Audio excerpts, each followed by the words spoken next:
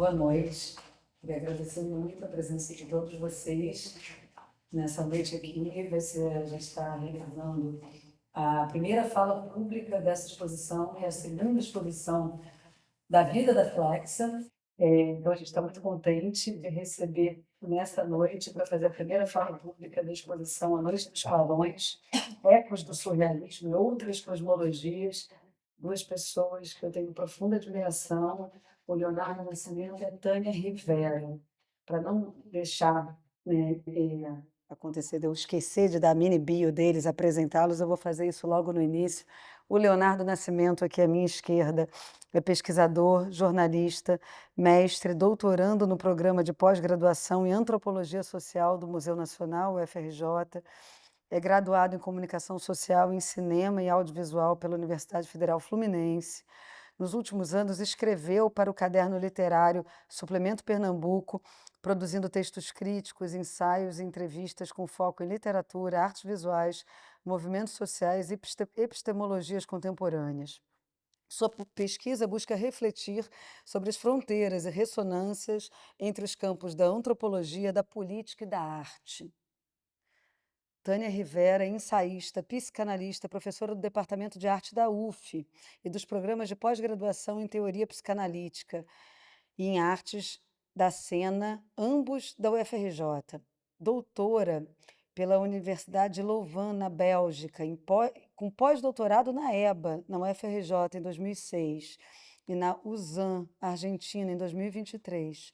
Foi professora visitante da Universidade de Paris 8, em 2016, autora de vários livros, entre os quais se encontram Lugares do Delírio, Arte, Expressão, Loucura e Política, publicado pela N-1 e pelo SESC, em 2023, Psicanálise Antropofágica, Identidade, Gênero e Arte, Artes e Ecos 2020, e O Avesso do Imaginário, Arte Contemporânea e Psicanálise, pela Cosac Naif, em 2003, Prêmio Jabuti, curadora das exposições, entre outras, Lugares do Delírio, no Mário, no Sesc Pompeia, em 2017 e 2018. É curioso que basta ler essas pequenas linhas sobre um e outro que já dá para ter notícia do que a gente vai poder escutar aqui hoje, né? Essa exposição é a segunda exposição, como eu disse, da vida da Flexa.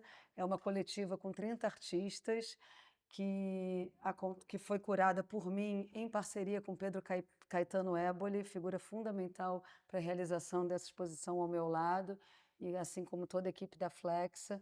A gente teve como ponto de partida os 100 anos da publicação do Manifesto Surrealista, que se dá agora em 2024. A primeira parte do título, A Noite dos Clarões, é um fragmento que se encontra no primeiro Manifesto Surrealista, publicado por André Breton. Por que a gente escolheu A Noite dos Clarões?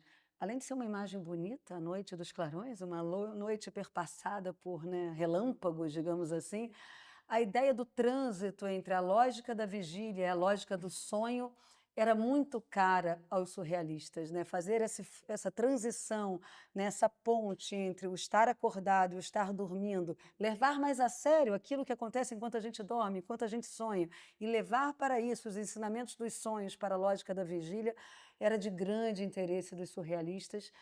Então, por isso, essa imagem da Noite dos Clarões foi escolhida como título principal da exposição.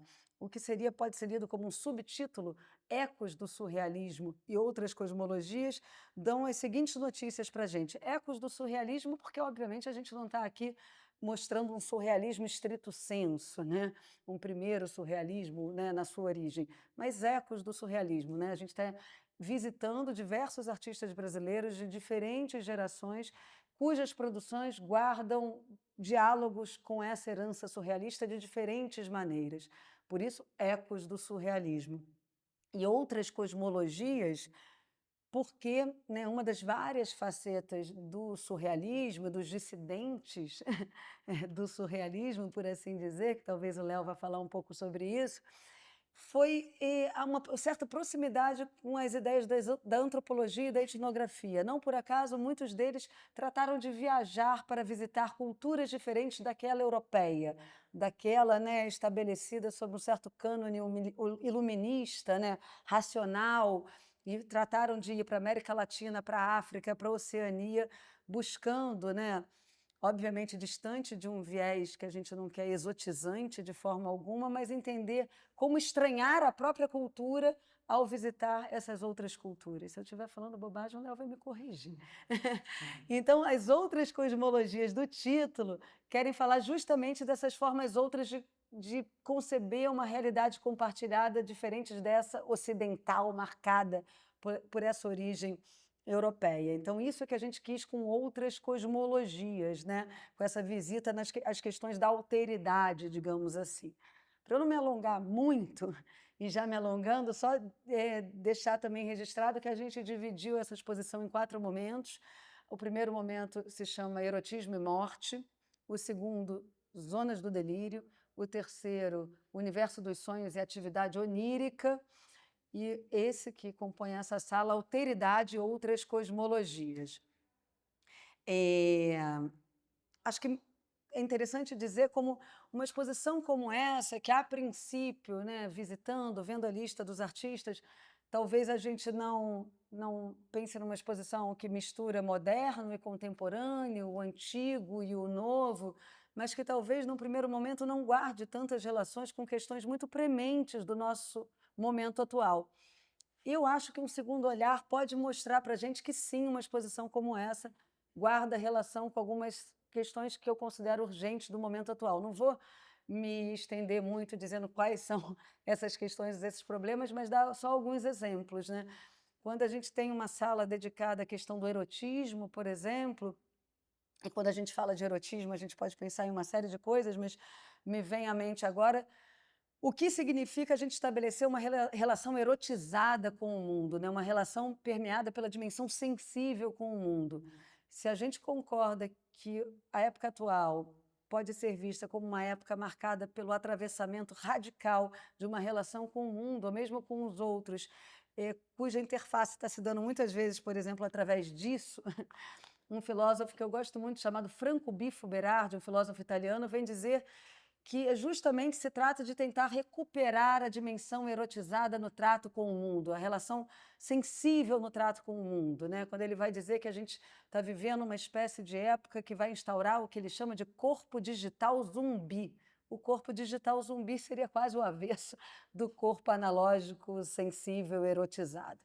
Enfim, então, quando a gente vai ativar essas obras que tratam da dimensão do erotismo, em diálogo com o surrealismo, para mim, a gente está falando de alguma coisa que diz respeito muito ao nosso tempo presente. Por exemplo, uma outra possibilidade de junção, né? Vocês certamente já ouviram falar nesse neurocirurgião que hoje em dia participa muito do debate público brasileiro, Siddhartha Ribeiro, né? Ali, do ponto de vista, obviamente, né, de um neurocirurgião é ótimo, neurocientista. Caramba, olha os atos falhos, Tânia Rivera, tá? Vai longe. O neurocientista Siddhartha Ribeiro, que escreveu, né, um livro, O Oráculo da Noite, né, um livro grande no sentido de bom e grande de número de páginas, tentando entender a importância do papel dos sonhos hoje em dia. Ele costuma dizer que a humanidade poucas vezes testemunhou uma época onde a gente dispõe de uma infinidade de possibilidades tecnológicas para poder transformar para melhor a vida do homem no planeta. Entretanto, essa mesma época que testemunha essa infinidade de possibilidades tecnológicas para transformar a vida da gente no planeta, é a mesma época que testemunha, segundo Siddhartha, uma espécie de deserto da imaginação para que essas tecnologias possam ser usadas a favor de realmente uma mudança. Então, essa ideia de um embotamento da imaginação, de uma obturação da imaginação, também é algo que é importante. Ele vai dizer que é justamente a dimensão do sonho e da imaginação que pode vir a transformar, valorizar, levar a sério o sonho e a imaginação, seria aquilo que poderia dar um outro destino para o nosso futuro. Para terminar, outras cosmologias é a alteridade. Todo mundo há de concordar aqui que talvez a gente esteja vivendo uma época muito difícil de se conversar, de se dialogar com quem pensa diferente de nós, né?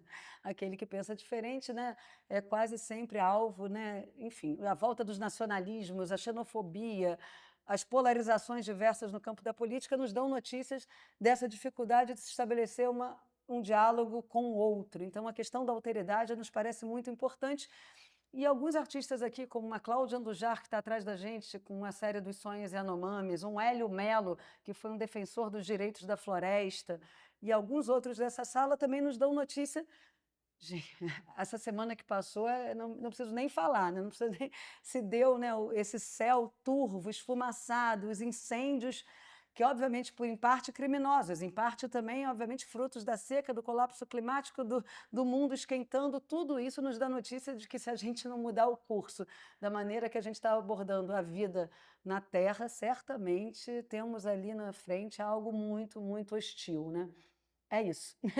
Já falei muito. O Pedro, que trabalhou comigo na curadoria, vai fazer um breve complemento para a gente poder passar a palavra.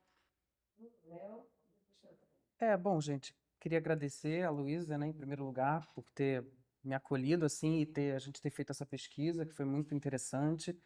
E é só assim falar um pouco que na pesquisa o tema da antropologia e da psicanálise apareceu muitas vezes, né? Então é interessante, por mais que hoje em dia, né, sejam dois campos que, né, numa primeira vista a gente não relaciona assim tão diretamente um com o outro, né? O surrealismo trabalhava com eles de forma muito próximas. Então vai ser interessante ouvir pontos de vista, né, acho que da Tânia e do Leonardo, acho que para ajudar a gente a entender como que isso se dava, né? Como que, num certo momento, esses dois campos do conhecimento poderiam estar tão próximos, né? E hoje em dia acho que já não tanto, né? Então acho que vai ser legal ouvi-los. Queria agradecer, assim, obrigado. Obrigada a vocês por estarem aqui. O Pedro complementou de uma maneira perfeita, realmente, né? A questão da psicanálise e da antropologia permeou as nossas pesquisas e cada um aqui vai falar de um ponto de vista, né? Obrigada, gente. Por favor, Léo. Eu queria, em primeiro lugar, agradecer a Luísa e ao Pedro pelo convite. Estou bastante feliz de estar aqui. É um tema que me interessa muito, as relações entre antropologia e arte, sobretudo no surrealismo. Eu preparei um texto, estou mais acostumado a escrever do que falar. Preparei um texto para me ajudar, para eu não me perder, mas vou tentar também não ficar só lendo, dialogar com o texto. Em O Campo da Antropologia, um dos artigos presentes no livro Antropologia Estrutural 2, publicado em 73, Claude Lévi-Strauss faz uma breve distinção entre os antropólogos de sua geração e alguns dos mestres fundadores da disciplina antropológica. O texto em questão é a aula inaugural da cadeira de Antropologia Social, dado por Lévi-Strauss no Collège de France em 5 de março de 1960. Segundo Lévi-Strauss, seus colegas puderam ter acesso a um conhecimento direto das formas de vida e pensamentos exóticos. O termo exóticos é dele. Conhecimento esse que faltava aos mestres fundadores da antropologia. O exóticos aqui, usado pelo Lévi-Strauss, é numa acepção de algo que não é originário, né, do país em que ocorre, que não é nativo desse país, ou seja, é nativo ou indígena de um outro país, ou, de forma simplificada, como uma característica de algo que é estrangeiro. Mas não seria também porque o surrealismo, isto é, um desenvolvimento interno à nossa sociedade, a sociedade francesa / ocidental, transformou nossa sensibilidade? Questiona-se Lévi-Strauss.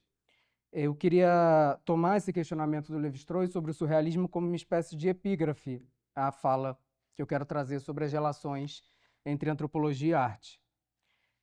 As reflexões acerca do conceito de arte sempre estiveram presentes, né, na produção dos teóricos mais influentes na história da antropologia, mas ainda assim o campo da arte sempre ocupou um lugar um tanto anedótico, né? Nunca foi uma das áreas mais importantes de estudo antropológico. A gente tem como temas centrais na história da antropologia os sistemas de parentesco, modos de organização social, organização política e jurídica, modos de produção econômica, sistemas de conhecimento, crenças, cosmologia, mitos, línguas e etc. Mas a partir dos anos 1980, né, da década de 1980, pesquisadores e pesquisadoras ligados ao que ficou conhecido na antropologia como antropologia pós-moderna focaram seus esforços analíticos nas semelhanças entre antropologia e arte moderna, defendendo que ambas se caracterizavam por uma acentuada vocação crítica e pelo encanto com a alteridade. Esses autores e autoras já tentaram também para a simultaneidade, né, entre o despontar das vanguardas estéticas e a institucionalização da antropologia. Esses projetos, né, embora apresentassem essa aproximação entre as áreas, eles também apresentavam uma explícita insatisfação com as aproximações até então vigentes entre a antropologia e os estudos em arte, desdobrando-se em críticas ao modo como o Ocidente, historicamente, se relacionou com a produção material de povos situados além de suas margens. Autores, por exemplo, né, ligados à tradição pós-moderna estadunidense, como George Marcus ou Fred Myers, apontaram como as vanguardas artísticas, e aqui também o surrealismo, fizeram uso de categorias problemáticas da antropologia, como, por exemplo, a noção de primitivo. Essas fronteiras entre arte e ciência, especialmente as ciências humanas, elas são bastante móveis, né? Elas dependem muito do entendimento de uma determinada época sobre o que é arte e sobre o que é ciência. Então, elas vão sendo, ao longo da história da disciplina, a gente vai ver alguns momentos onde antropologia e arte vão ser aproximadas e em outros momentos onde elas vão ser rechaçadas, assim, né? Sobretudo porque a antropologia sempre se viu muito às voltas como uma espécie de afirmação de sua cientificidade. Então, muitos dos autores e autoras, sobretudo alguns autores, vão querer, de toda forma, afastar a antropologia da arte. Eu acho que talvez fique claro ao longo da minha fala que esses não são os autores que mais me interessam. Eu estou mais interessado naqueles que procuram aproximar esses campos, né?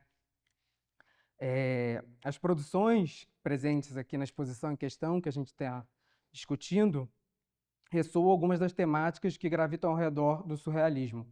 O movimento de vanguarda, como a Luísa falou, que completa seu primeiro centenário. Aí eu trago aqui uma citação do texto, né, da curadoria, da Luísa e do Pedro. Afinal, por que visitar hoje os ecos do surrealismo? Por que nos aproximarmos agora de cosmologias alternativas ao marco ocidental, ou seja, de modos outros de organizar a realidade compartilhada? E a resposta que eles vão oferecer no texto é que, diante, né, do contexto que a gente atravessa hoje, dimensões como sonho, delírio, erotismo e alteridade, todas mobilizadas pelo legado surrealista e reimaginadas no interior daquilo que chamamos de outras cosmologias, vão ganhar uma atualidade central. Ao longo, né, desse último século, desde o advento do surrealismo, diversas experimentações de aproximação foram realizadas, né, entre diferentes contextos culturais, algumas verdadeiramente ambiciosas.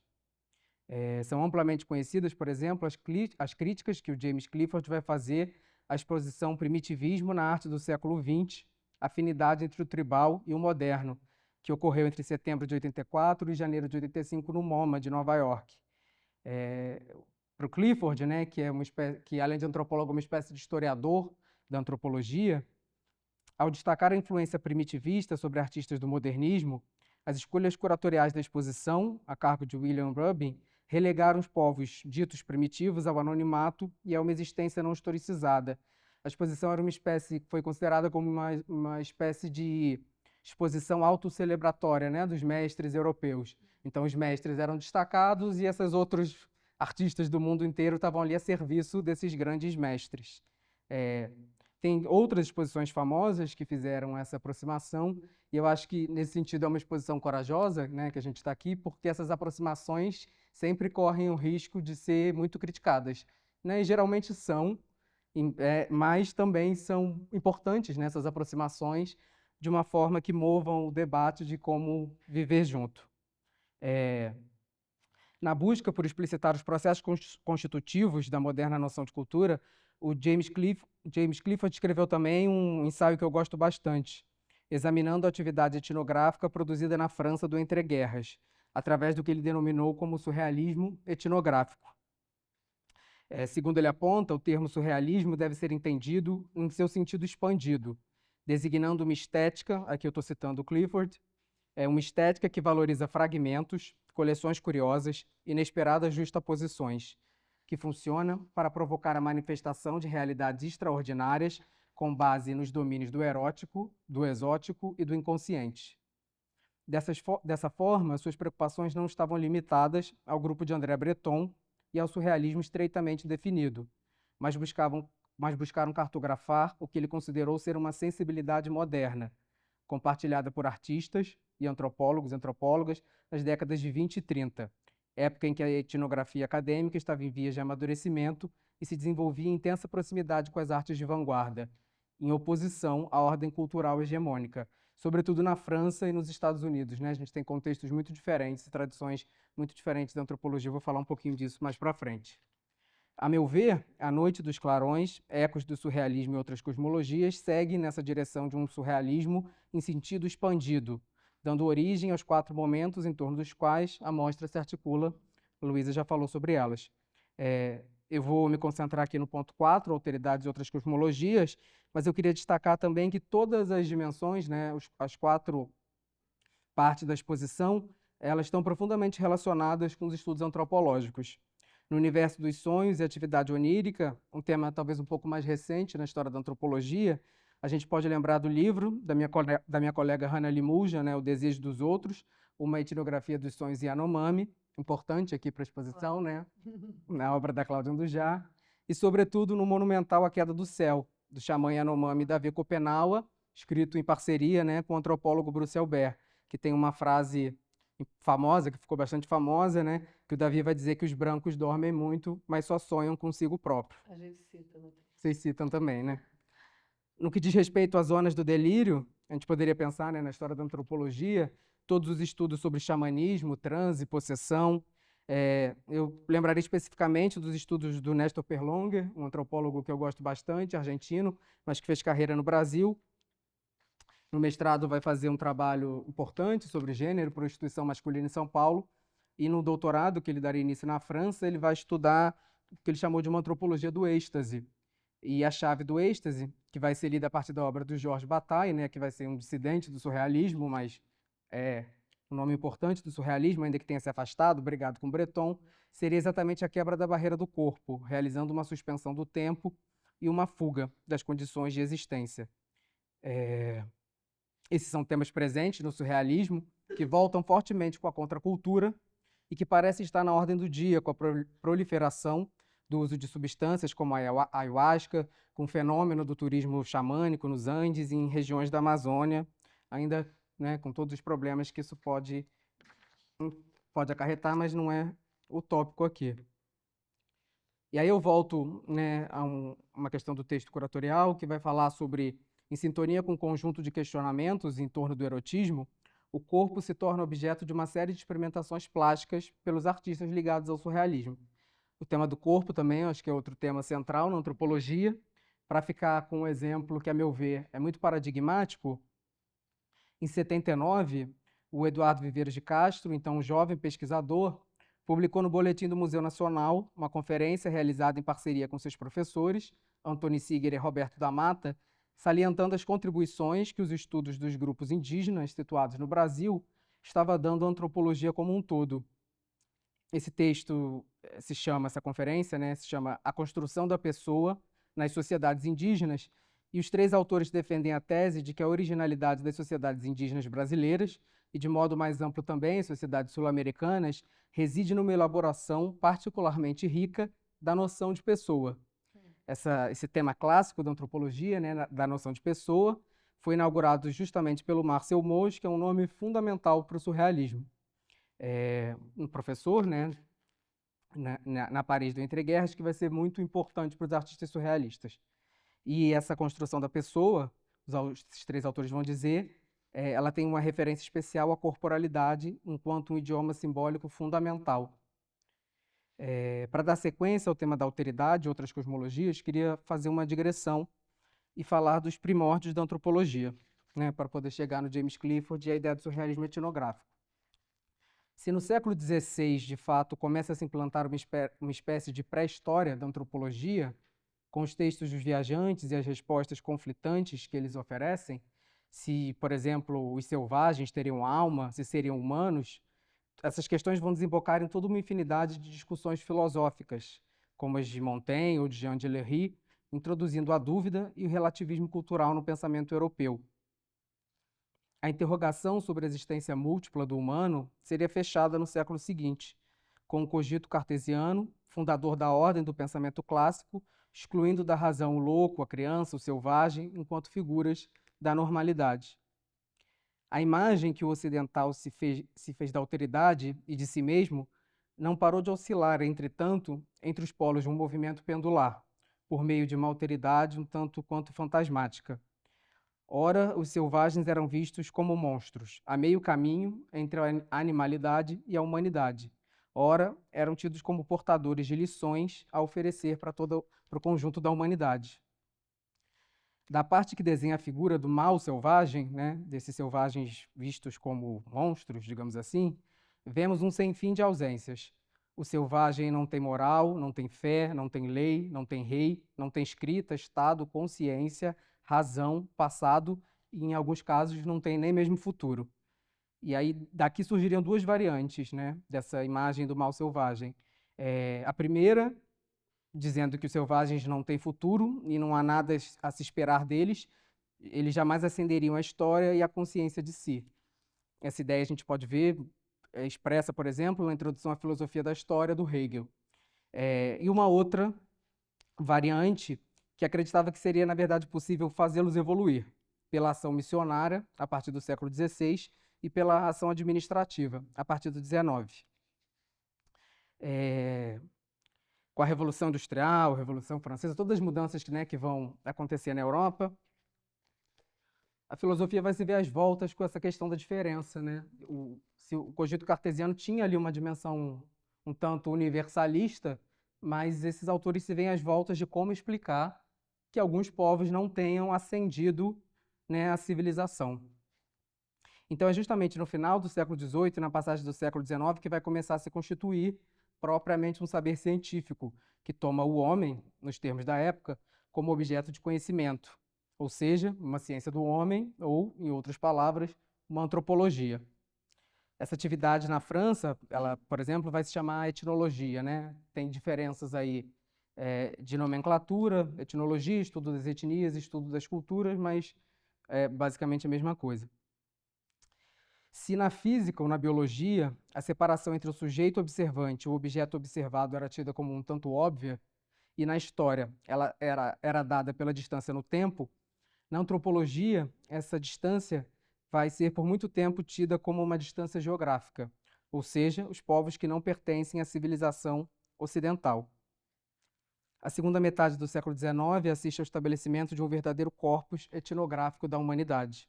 A gente está falando aqui, né, de um período do século XIX, de um novo momento de partilha do mundo, de conquistas coloniais na África, na Ásia, na Oceania, um período que o historiador Eric Hobsbawm vai chamar de a Era dos Impérios, né? Ele vai datar isso de 1875 a 1914, ou seja, essa partilha desenfreada, né, do mundo eclodiria na Primeira Guerra Mundial. Nesse período, na segunda metade do século XIX, também que a gente vai ver esse corpus etnográfico, a criação de sociedades científicas de etnologia, cadeiras universitárias e a criação de diversos museus. Aquele selvagem, né, a figura do selvagem do século XVIII, torna-se então o primitivo, ancestral do civilizado, mas que estaria destinado a reencontrá-lo em algum momento da história. E para isso a colonização deveria atuar. Segundo os evolucionistas, né, a antropologia evolucionista do período, existe uma espécie humana idêntica entre si, mas que se desenvolve em ritmos desiguais, passando pelas mesmas etapas para alcançar o nível final, que é o da civilização. Caberia à antropologia, portanto, determinar cientificamente a sequência de estados dessas transformações. As objeções, né, que foram feitas à antropologia evolucionista seriam, no primeiro momento, que o atraso dessas outras sociedades era medido, obviamente, pelos valores do Ocidente do século XIX. Produção econômica, religião monoteísta, propriedade privada, família monogâmica e moral vitoriana. E uma segunda objeção muito presente, né, nas críticas a esses trabalhos é de que o evolucionismo, convicto na marcha triunfante do progresso, era, na verdade, a justificação teórica de uma prática, a prática do colonialismo.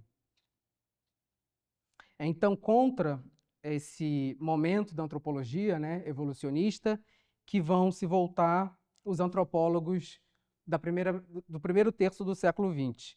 A gente pode, né, pensar aqui, por exemplo, nos trabalhos do Franz Boas, que vão ser muito influentes nos Estados Unidos, na monografia do Malinowski, Os Argonautas do Pacífico Ocidental, publicada em 22, em que a antropologia se consolida como uma ciência propriamente da alteridade, que se dedica ao estudo das lógicas particulares características de cada cultura.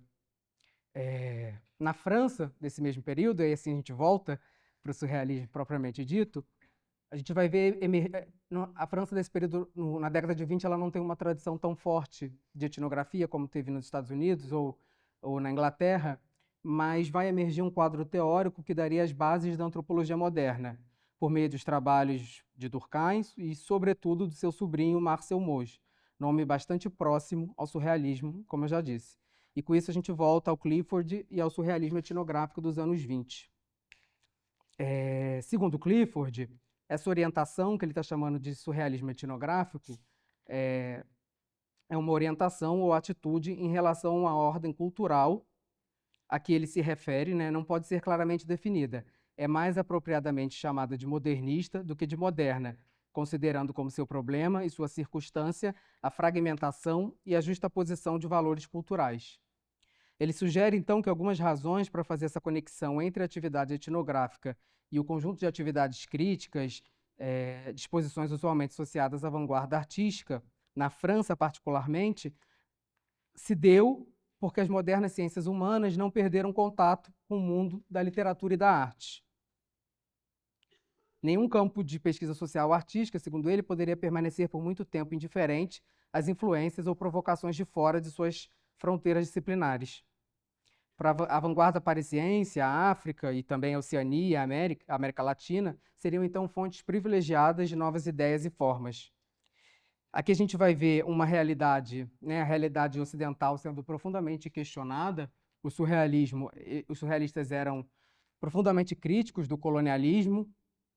A gente vai ver, por exemplo, o Aimé Césaire falando disso, né, do discurso sobre o colonialismo, dizendo que a etnografia, e ali ele está falando basicamente do Lévi-Strauss e do Michel Leiris, foram tidos por alguns teóricos franceses como uma traição da cultura ocidental, né, com essa aproximação que ela vai buscar fazer de outras formas de pensamento e com a defesa do relativismo cultural. E aí, voltando ao James Clifford, ele vai dizer: o termo etnografia, tal como estou usando aqui, é diferente, evidentemente, da técnica de pesquisa empírica de uma ciência humana, que na França foi chamada de etnologia, na Inglaterra de antropologia social e na América de antropologia cultural. Estou me referindo a uma predisposição cultural mais geral, que atravessa a antropologia moderna e que esta ciência partilha com a arte e a escrita do século XX. O rótulo etnográfico sugere uma característica atitude de observação participante entre os artefatos de uma realidade cultural tornada estranha. Os surrealistas estavam intensamente interessados em mundos exóticos, entre os quais eles incluíam uma certa Paris.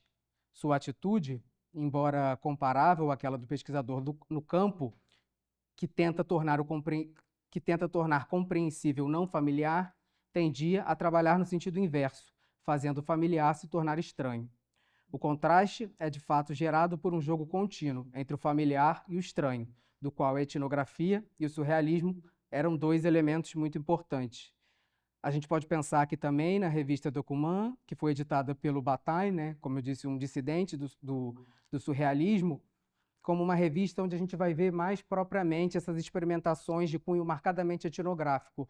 E aqui a etnografia já não é tanto num sentido expandido, como James Clifford vai apresentar, uma vez que nessa revista, que foi editada entre 29 e 30, nós vamos ver realmente antropólogos escrevendo, alguns dos autores que se tornariam, na década de 30, notáveis pesquisadores de campo, organizadores de museus e tudo mais.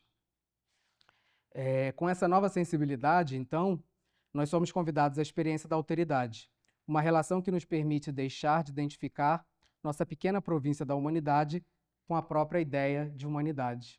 Aqui, humanidade, né, num sentido com letra com caixa alta. Se, como propõe Clifford, vemos o surrealismo como um estado de espírito crítico, inspirador do modernismo e retomado pelos críticos da cultura posteriores, o surrealismo pode ser visto assim como atuante até os dias de hoje.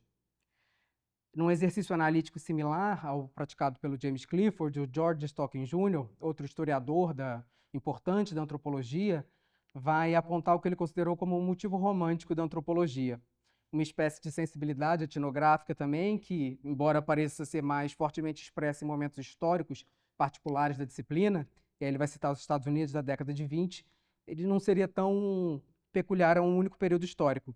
já que o campo de manifestação dessa sensibilidade é recorrente e acompanha toda a história da disciplina. E aí a gente volta àquilo que eu falei no início, né, da antropologia sempre às voltas, se quer se ver mais próxima ou mais distante da arte. O George Stocking Jr. vai apontar um texto muito interessante chamado Cultura Autêntica e Espúria, um artigo do Eduardo Sapir, que foi aluno do Boas, do Franz Boas, nos Estados Unidos, que foi um documento fundamental para essa sensibilidade etnográfica da década de 20 nos Estados Unidos. Para aqueles que buscavam uma cultura genuína, o período entre guerras foi de grande ebulição, um oásis de modernismo cultural, no qual intelectuais, alienados pela cultura espúria, poderiam descobrir novos modos estéticos e experimentar estilos de vida totalmente alternativos e em profunda relação com as artes. No campo da antropologia social britânica, por exemplo, em que o Boas não teve tanta influência, a gente vai ver muito menos essa ligação entre antropologia e arte, porque o conceito de cultura teve seu desenvolvimento interrompido, digamos assim. Obviamente não foi interrompido, mas ele não foi tão desenvolvido como em outras tradições. E um conceito que vai ser bastante influente é o de estrutura social. E aí o Stock Jr. vai lembrar, né, que se no período posterior à Segunda Guerra nós vamos ver surgir tendências mais universalistas na antropologia, no período seguinte, novamente, uma nova geração vai se colocar contra a repressão do motivo romântico na antropologia, levado a cabo por tendências cientificizadoras. No caso brasileiro, né, e aí eu acho que a gente está ainda mais próximo, né, se aproximando cada vez mais da exposição, vale lembrar uma das epígrafes do Manifesto Antropófago, no qual Oswald de Andrade diz que nós já tínhamos a língua surrealista antes mesmo da Europa. As ligações, no caso brasileiro, elas são bem mais difíceis, né? Não é possível identificar como na França ou nos Estados Unidos, uma vez que a institucionalização da antropologia no Brasil é muito mais tarde, né? A primeira pós-graduação em antropologia vai ser apenas em 1968 no Museu Nacional. Mas desde o século XIX, os intelectuais com destaque público no país acompanhavam a produção da antropologia e eram influenciados por ela. A gente vai ver a incorporação de ideologias civilizatórias e tudo que isso vai trazer para o pensamento brasileiro, uma relação eurocêntrica, obviamente, com as culturas indígenas e negras. Já aqui, como vocês também falam, né, no texto curatorial, se a antropologia esteve no centro da relação que a razão ocidental estabeleceu com as culturas estrangeiras, no Brasil essas outras culturas não eram realidades externas às fronteiras nacionais. Então, com todas as ambiguidades, o movimento modernista, no caso brasileiro, pode ser aproximado do movimento surrealista na França, né, nessa relação entre pensamento social, digamos assim, e arte, que ocorreria nas primeiras décadas do século XX. As produções modernistas foram muito além do campo da arte, influenciando autores na produção de ensaios, que até hoje são importantes nos nossos cursos de pensamento social brasileiro. A gente pode pensar também, né, nessa confluência no Mário de Andrade, que esteve à frente do primeiro departamento de cultura do país, responsável por gestões etnográficas pioneiras. E aí, para ir me encaminhando para o fim, é possível lembrar que, embora o Oswald de Andrade, por exemplo, não tenha feito o trabalho de campo, como fez Mário de Andrade, ele foi um grande conhecedor da literatura antropológica. É certo que os conceitos manejados por ele eram equivocados, como de matriarcado, presente nas obras de Morgan e Bachofen, ou os argumentos freudianos de Totem e Tabu. Ainda assim, suas intuições poéticas permitiram a sedimentação de uma nova sensibilidade cultural, que eu acho que está, né, que é essa ideia de uma sensibilidade cultural que surge com o surrealismo está muito forte na exposição. Ao retomar inspirações da obra de Montaigne, Rousseau, o Oswald de Andrade vai, né, retirar essa ideia do primitivo de sua posição essencialmente negativa, que foi atribuída pela razão ocidental. A antropofagia oswaldiana inaugurou uma imaginação conceitual, né, no Brasil, que foi chamada pela Sueli Ronick de uma subjetividade antropofágica. Nesse sentido, a ligação difere dos Estados Unidos ou da França, em que artistas e antropólogos compartilhavam experiências e, não raro, alternavam-se em ambas as atividades. Por isso, a conexão antropofágica é antes diacrônica, né, que sincrônica. O Eduardo Viveiros de Castro, por exemplo, vê sua teoria do perspectivismo ameríndio como um conceito da mesma família política e poética que a antropofagia de Oswald de Andrade. Ele diz isso, né? O perspectivismo é a retomada da antropofagia oswaldiana em novos termos. Para concluir, se eu abrir com uma citação do Lévi-Strauss, eu queria terminar com uma citação do James Clifford nesse texto da do surrealismo etnográfico. Ele vai dizer assim: os elementos surrealistas da etnografia moderna tendem a passar desapercebidos por uma ciência que se vê engajada na redução das incongruências, mais do que, simultaneamente, em sua produção. Mas todo etnógrafo não é um pouco surrealista, um reinventor e um recombinador de realidades? A gente poderia até pensar, né, a figura do etnógrafo em diálogo com a figura do curador ou da curadora, né, como fazendo essas justaposições. A etnografia, a ciência do risco cultural, pressupõe um constante desejo de ser surpreendido, de desfazer sínteses interpretativas e valorizar, quando surge, o inclassificável, o inesperado outro. A etnografia, combinada com o surrealismo, não pode mais ser vista como a dimensão empírica, descritiva da antropologia, uma ciência geral do humano. Tampouco é a interpretação das culturas, pois o planeta não pode ser visto como dividido em distintos e textualizados modos de vida. A etnografia, mesclada de surrealismo, emerge como a teoria e a prática da justaposição. Eu acho que isso aparece de forma bastante clara em inúmeros trabalhos antropológicos, né, que são produzidos hoje em dia, em que essa ideia da justaposição ou as ideias de tradução são colocadas em evidência. Às vezes esses trabalhos, eu citaria, por exemplo, um trabalho que eu acabei de ler, que eu gostei muito, da Marisol de la Cadena, que foi traduzido há pouco tempo pela Bazar do Tempo, que se chama Seres Terra, Cosmologias em Mundos Andinos. Embora ele não tenha um tom propriamente surrealista, né, não tem essa ironia própria, esses jogos de linguagem, é uma etnografia construída exatamente como justaposições. Já não tem mais aquela certa vocação holística, totalizante, de tentar dar conta, né, de explicar uma cultura ou uma realidade, mas muito pelo contrário, você vê ali um jogo entre a etnógrafa e as pessoas com as quais ela convive, e o tempo inteiro, na verdade, quem é apresentado como esse outro é ela, muito menos do que as pessoas onde ela convive. Então, o próprio estranhamento do encontro, que é posto o tempo inteiro nessa justaposição, e ela vai ali retomando. Ou seja, as conexões entre diferentes universos, entre diferentes culturas, elas são muito mais vistas como conexões parciais, frágeis, né? Tem-se uma desconfiança, obviamente, mas as relações são muito mais éticas do que, obviamente, se poderia pensar no surrealismo, que, embora eu seja um grande admirador e acho que o surrealismo abriu, de fato, uma sensibilidade outra, a gente também, obviamente, tem que levar em consideração críticas como a do Ralph Foster, de que tinha ali, né, uma certa espécie de fantasia primitivista. Mas, ainda assim, eu acho que sem o surrealismo, talvez, né, não estivéssemos onde estamos hoje. Acho que é isso.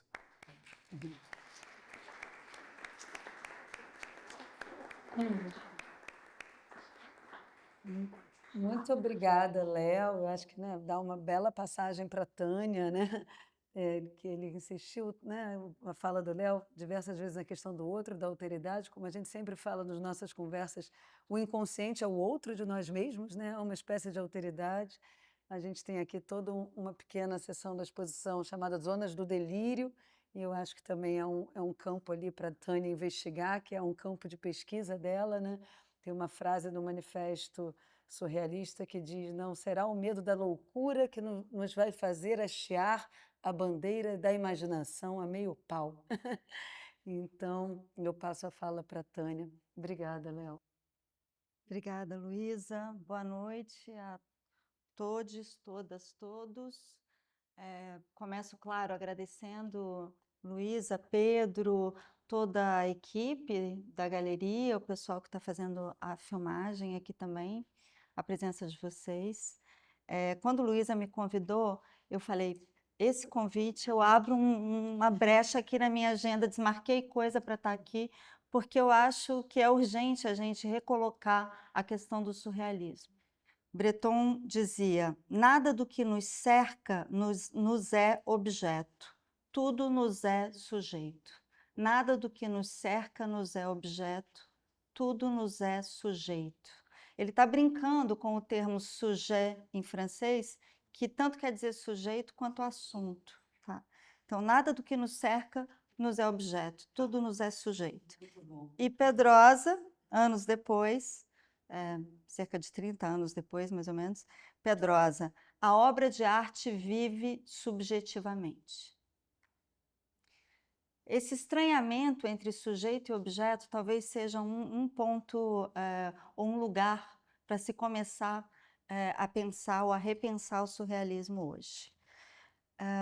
Eu disse que me interessou muito o convite, fiquei muito grata e interessada mesmo em estar aqui, porque me parece que o surrealismo ele é objeto entre nós, no Brasil, de uma certa desconfiança, se não um certo preconceito, né? A gente sabe como a arte brasileira do século XX ficou marcada, pelo menos a posteriori, por dois lugares, digamos assim, poético-teóricos, que seriam, num primeiro momento, um certo regionalismo, a ideia de uma construção da identidade nacional, desde a Semana de Arte Moderna, de 1922, e, como segundo lugar, o ideário construtivo, construtivista da geometria, da abstração geométrica, não é?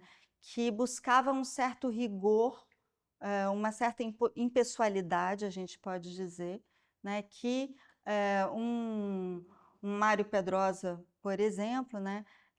Defende contra a possibilidade de uma exotização, falando em primitivo e exotismo, contra a possibilidade de uma exotização no ideário surrealista, que, no entanto, teve um desenvolvimento, tomou um lugar muito importante em outros países da América Latina, né, naqueles anos, aquelas décadas, digamos, entre 1930 e 1960. Então, o surrealismo no Brasil, ele costuma ser tomado, né, por uma história de alguns nomes isolados. Vou citar alguns que, inclusive, estão na exposição, né? Ismael Neri, claro, Cícero Dias, Flávio de Carvalho, que tinham relação direta, né, com os surrealistas franceses e não chegaram a criar um grupo surrealista no Brasil, né? A história do surrealismo no Brasil é de alguns nomes, né? Mas me parece que o recolocar em questão o surrealismo hoje, isso significa repensá-lo de modo situado, né, neste momento e no Brasil, e não de modo, enfim, que siga a ilusão da neutralidade historiográfica, né, fazendo essa espécie de retomada a contrapelo e, inclusive, a posteriori, né, dessa historiografia. Eu acho que a gente pode defender que o surrealismo ele rompe ambas ideias, tanto a ideia de que o modernismo nasce no Brasil vinculado a uma busca que se modula em termos regionalistas, muitas vezes, do estabelecimento de uma identidade nacional clara, quanto à ideia segundo a qual a arte abstrata geométrica, com seu rigor, sua linguagem pura e, portanto, universal, como queria um Mário Pedrosa, seria capaz de substituir e superar uma certa, não só exotização, mas também um certo personalismo exagerado e um lugar que seria demasiado importante, demasiado forte à narrativa, né?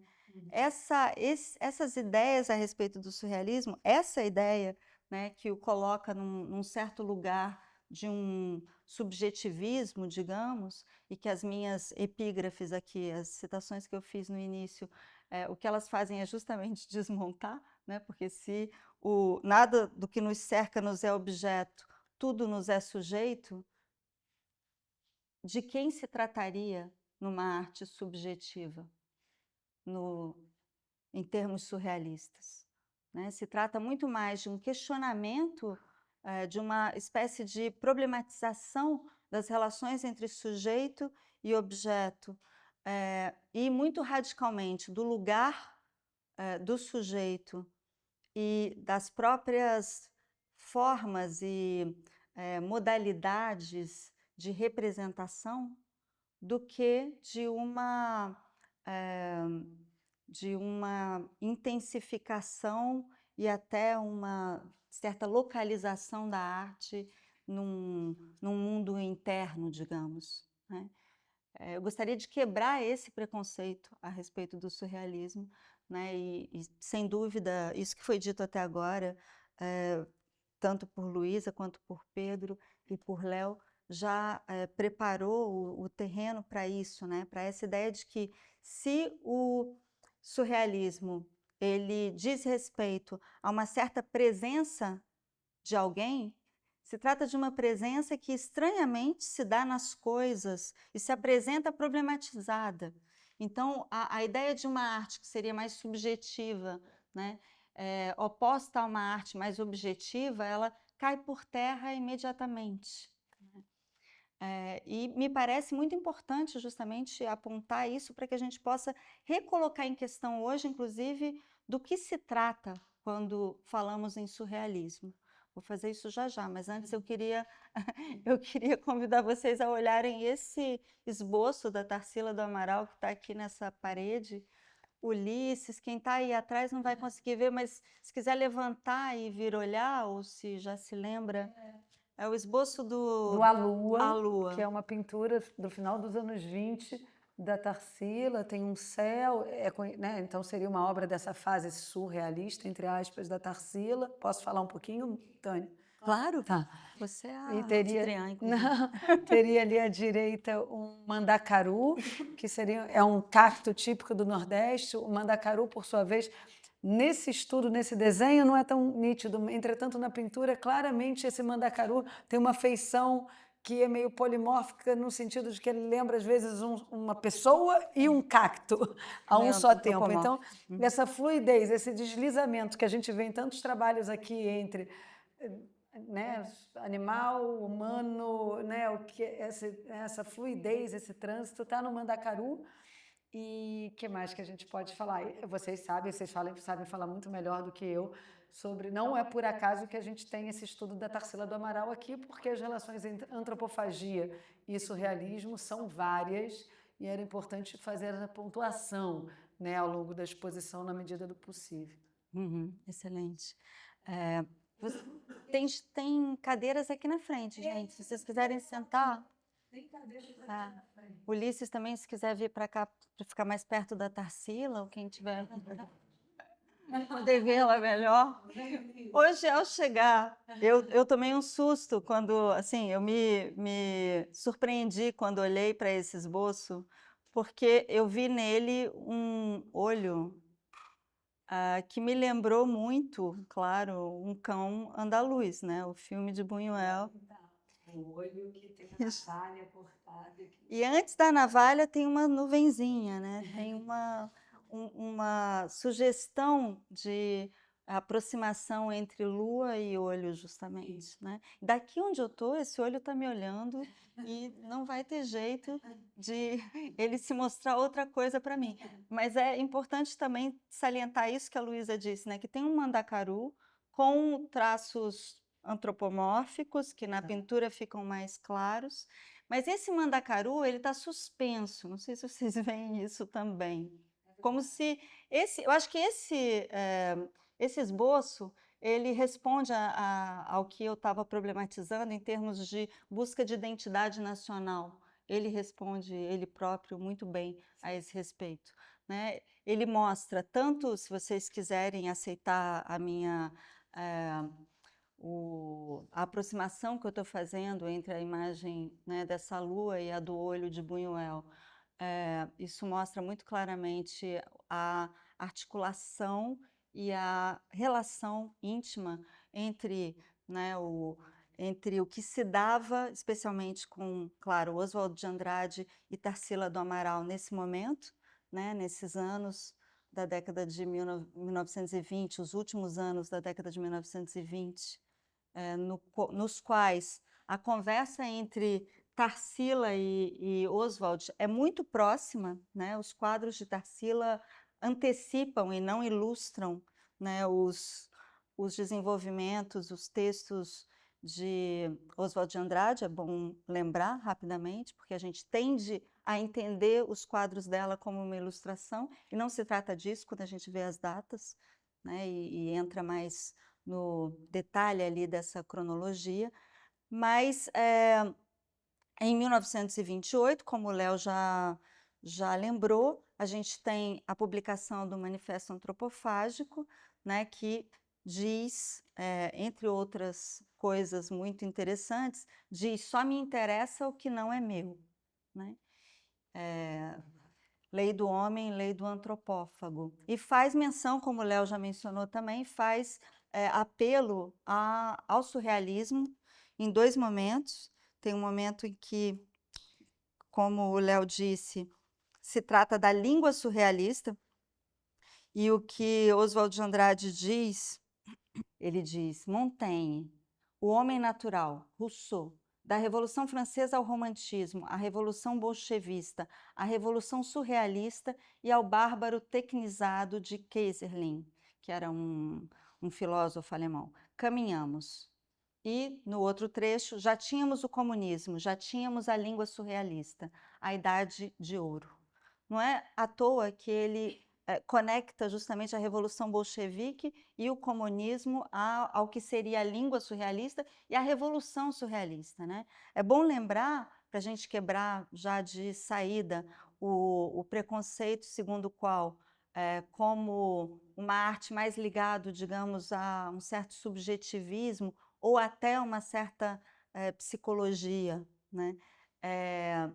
E, portanto, distante de questões políticas, de questões que dizem respeito enfim, ao mundo de forma mais ampla, né, para a gente quebrar de saída essa ideia de uma certa alienação por parte dos surrealistas. É bom lembrar que o próprio André Breton, ele fala em Revolução Surrealista, inclusive as revistas surrealistas se chamam Revolução Surrealista inicialmente, e depois, um pouco antes não, justo quando André Breton e seus companheiros se filiam todos em bloco ao Partido Comunista Francês, o que aconteceu, se não me engano, em 1929, ou seja, um pouco depois, né, pouco tempo depois da invenção do surrealismo, que se dá com o primeiro manifesto do surrealismo em 1924, alguns anos depois eles já estavam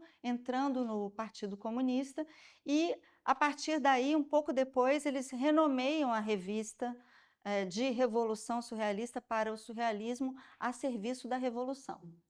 Então, se trata de revolução de saída e sempre afirmada. Bom, é bom lembrar também que em 1933 todos já saem do Partido Comunista e declaram, né, seu distanciamento, salvo um deles, que era Louis Aragon, né, que continua no Partido Comunista.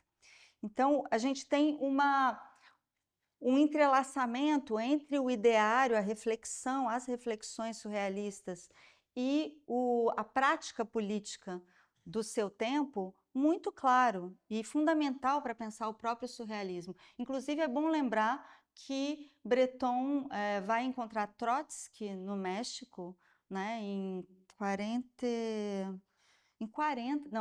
38, eles se encontram no México, né, e Trotsky vai propor a Breton que eles escrevam juntos um texto sobre arte, que vai ser o Manifesto, né, que é assinado por Diego Rivera, mas não tinha sido escrito por ele. É o manifesto que se chama... Eu tenho que desistir de trazer notas. Porque não adianta, eu não encontro nada. Eu falo outra coisa e não consigo encontrar. Então, me desculpem, mas é o manifesto de uma arte engajada.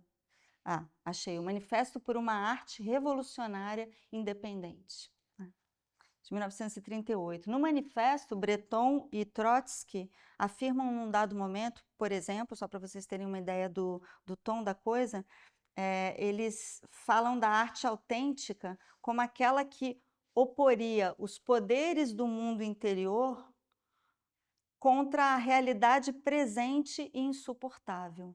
Então, a própria ideia de um mundo interior como, digamos, fonte da criação surrealista, o que encontra, inclusive, uma expressão no próprio Breton, no conceito de modelo interior que ele usa, né, que é uma maneira de falar de uma liberdade em relação ao naturalismo, né?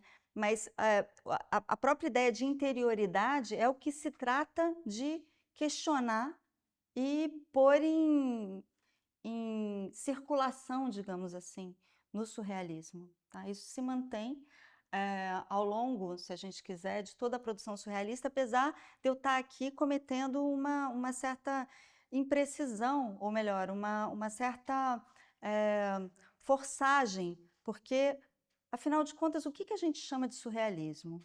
Né? Será mesmo um movimento? Claro que foi um movimento, inclusive muito bem delineado, na medida em que ele contava justamente com um chefe, um líder, que o organizava bem, não é?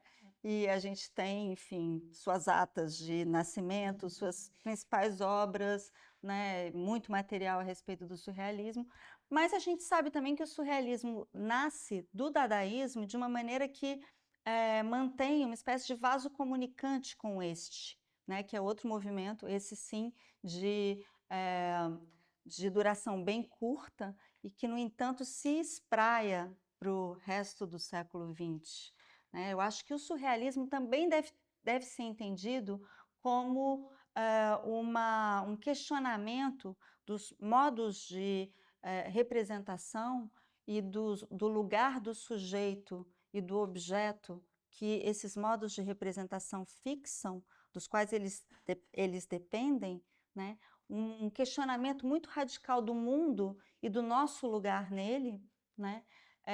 No qual, sem dúvida, o elogio da alteridade e a busca de um certo descentramento é um dos principais eixos. Né? Então, a gente tem a ideia de automatismo, buscada, né? Um automatismo, enfim, vários dispositivos, os jogos surrealistas, a escrita automática, como uma busca desse automatismo que, sem dúvida, é uma forma de dar, digamos assim, poder, né? Reconhecer poder, dar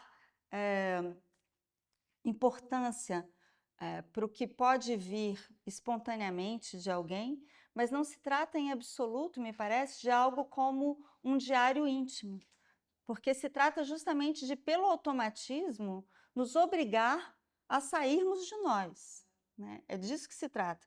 Por isso eu estou insistindo nessa ideia de que o surrealismo não deve ser equacionado a uma certa subjetividade excessiva, uma exacerbação de um personalismo, algo que vai por essa linhagem, enfim, que o onírico, o mundo do sonho, a própria psicanálise costuma nos convidar, enfim, de acordo com uma certa percepção, né, corrente entre nós. Eu acho que se trata muito mais, ainda para convocar aqui o olhar de vocês sobre outra obra, do que um Rodrigo Braga, por exemplo, faz em tantos trabalhos, né, quando ele modula o seu corpo, talvez a gente possa dizer, numa passagem problemática, numa relação problemática com animais e, no caso, pedras. Né? Essas cabeças de pedra nos fazem, talvez, questionar do que é feita a cabeça dele, inclusive. Se trata muito mais disso do que de uma ideia ingênua segundo a qual a arte viria da cabeça do artista e se trataria de expressão nesse sentido de uma certa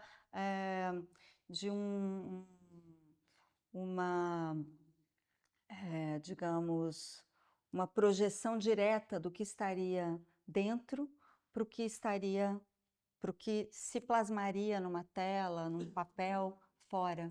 Inclusive, é bom lembrar um ponto muito pouco conhecido na historiografia brasileira, que é o fato de que é André Breton e seus companheiros, é o grupo surrealista que se interessa pela primeira vez, no comecinho da década de 1930, pelos objetos matemáticos.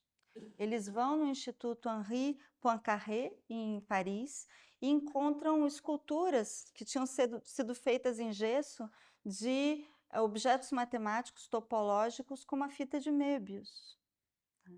E é por essa via, o que tudo indica, pelo menos até onde eu encontrei bibliografia a respeito, que esse objeto matemático tão importante para a arte brasileira entra na gramática de vários artistas, né? Inclusive de Lygia Clark, né? Para performar, o termo performance, claro que não é usado por Lygia, eu estou usando o termo no sentido de para pôr em ato, né, essa passagem dentro-fora como fundamental para a arte. Essa passagem dentro-fora de si, que é convite a outro, outrem, outra.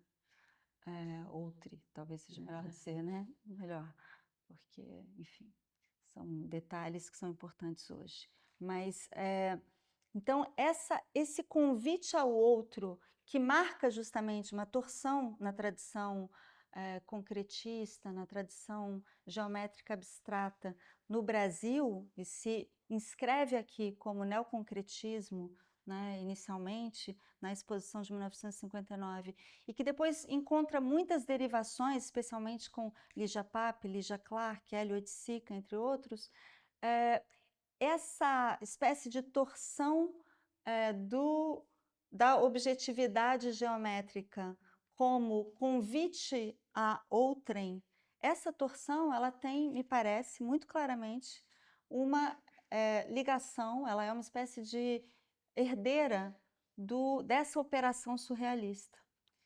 E, de fato, Mário Pedrosa, ele conviveu com os surrealistas no final dos anos 1920, né? Ele era amigo pessoal do Yves Tanguy, ele era concunhado do Benjamin Perret, né, que era casado com a irmã da Meire Pedrosa, e ele tem um conhecimento vastíssimo e muito profundo de surrealismo e, inclusive, da psicanálise via surrealismo, me parece. A maneira como a psicanálise aparece no pensamento de Pedrosa é muito marcada pelo surrealismo. Eu acho que é através do surrealismo que ele, num dado momento, num texto de 1966, que ele conjuga como revolução surrealista, claro, né? O próprio Pedrosa falava em revolução da sensibilidade, a gente sabe que Pedrosa era um trotskista, mais um ponto de contato entre Pedrosa e Breton, né? Pedrosa era um importante trotskista, durante o exílio de Trotsky teve um papel muito importante na luta, né, do grupo em torno de Trotsky, e Mário Pedrosa, ele fala então nesse texto de 1966, que ele escreve um pouco depois da morte de Breton, ele fala do surrealismo como revolução surrealista, mas também como uma posição ética.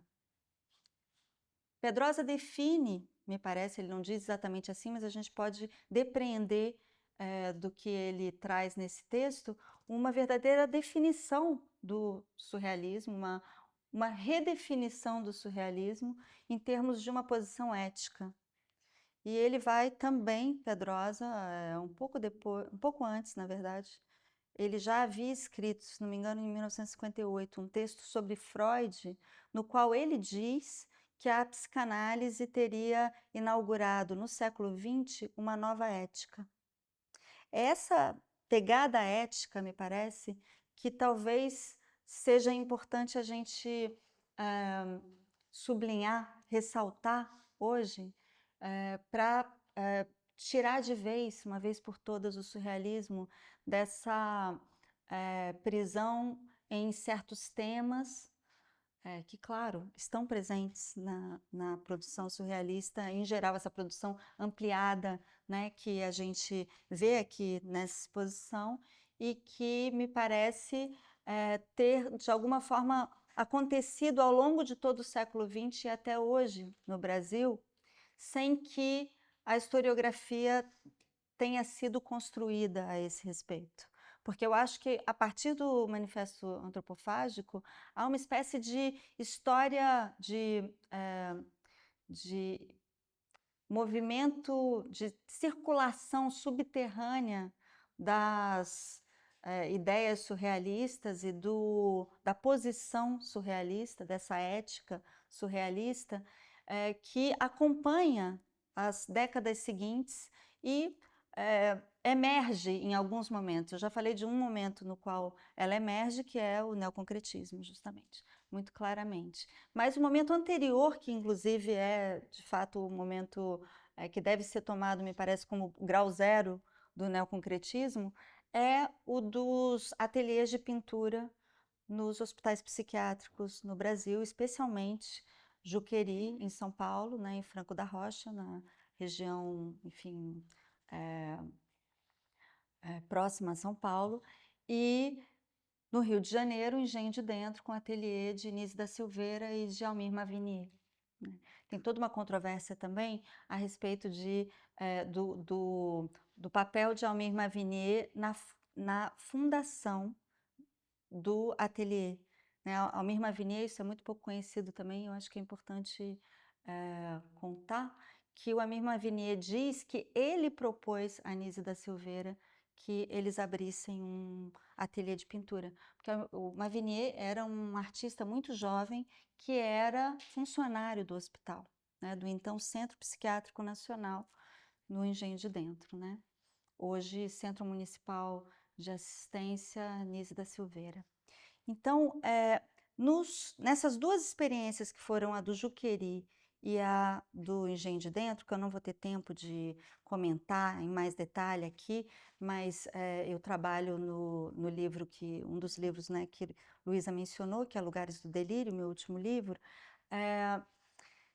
Naquele momento emerge, me parece, nos momentos que marcam essa história, na verdade eu teria que contar mais longamente, né, a temporalidade do Juqueri e do Engenho de Dentro, do ateliê de Inise da Silveira. O Juqueri essa história começa muito antes, no Juqueri, já na década de 20, com Osório César, que por coincidência, já que Tarsila está olhando para mim, foi companheiro de Tarsila, né, em seguida a Oswaldo de Andrade.